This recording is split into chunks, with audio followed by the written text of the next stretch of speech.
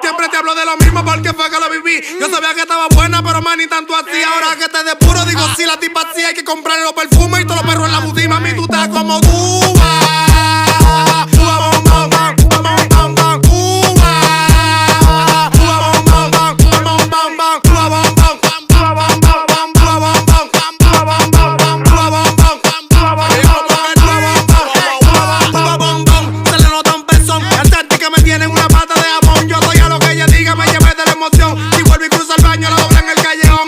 Chantilita.